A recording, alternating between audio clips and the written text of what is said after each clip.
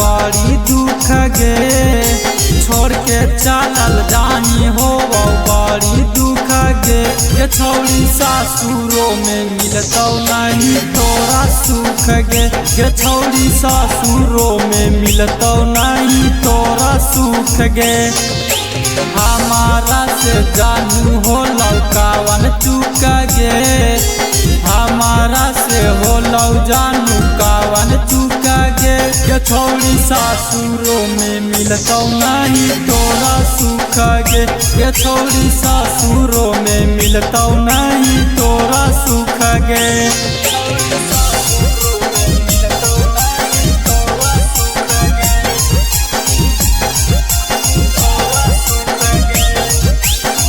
Bholenath recording studio Kariyatpur.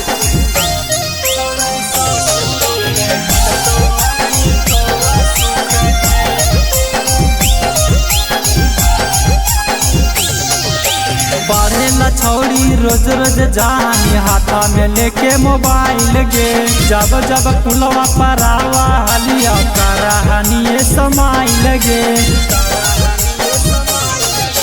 पढ़ेला छौड़ी रोज रोज जानी हाथा में लेके मोबाइल गे, जब जब पुलवा पर आवा हलिया कराहनिए समाइल गे। हरदम खियावा हलिया ले मन चूस गे, हरदम खियावा हलिया ले मन चूस गे। ये छौड़ी सासुरों में मिलतौ नहीं तोरा सुख गे, ये छौड़ी सासुरों में मिलतौ नहीं तोरा सुख गे।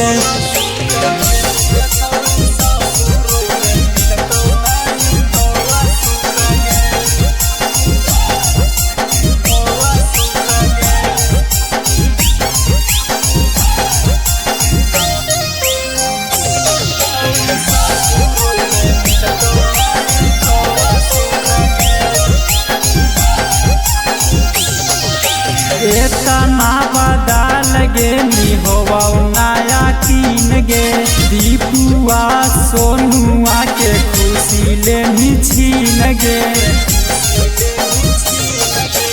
एतना बदल गे नी होवा नया कीन गे, दीपुआ सोनुआ के खुशी लेनी छीन गे।